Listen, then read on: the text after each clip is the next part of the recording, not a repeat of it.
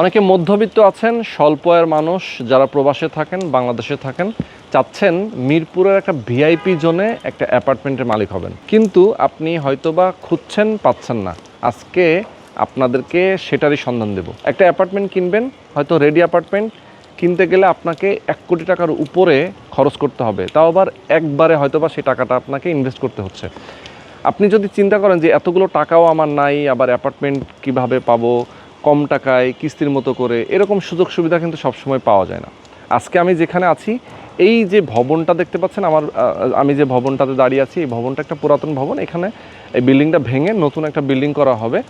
এখানে আপনি চাইলে একটা শেয়ার ভিত্তিক প্রজেক্ট, যেহেতু এখানে আপনি একটা শেয়ার নিয়ে অ্যাপার্টমেন্টের মালিক হতে পারবেন।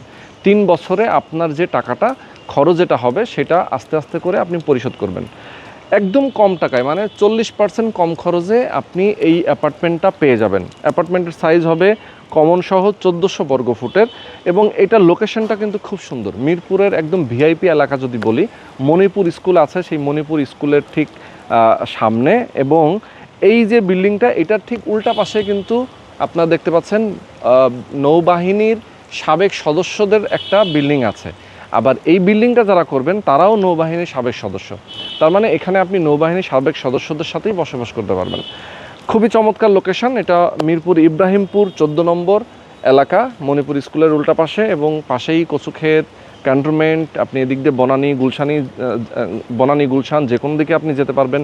আমার হাতের বাম পাশে রয়েছে মিরপুর 10 নম্বর, মিরপুরের যে মেট্রো রেলের স্টেশন সেটা রয়েছে। এখান দিয়ে আপনি শেওড়াপাড়া দিয়ে যে কোনো দিকে যে কোনো সময় মুভ করতে পারবেন। মানে খুব চমৎকার একটা লোকেশন।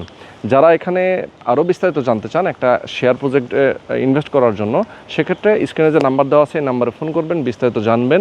এক্স্যাক্টলি কত টাকা খরচ হবে এখানে, কিভাবে কিনবেন, কি প্রসেসে কিনবেন, সেটা নিয়ে যদি আপনি জানতে চান, সেক্ষেত্রে অবশ্যই তাদের সাথে যোগাযোগ করবেন।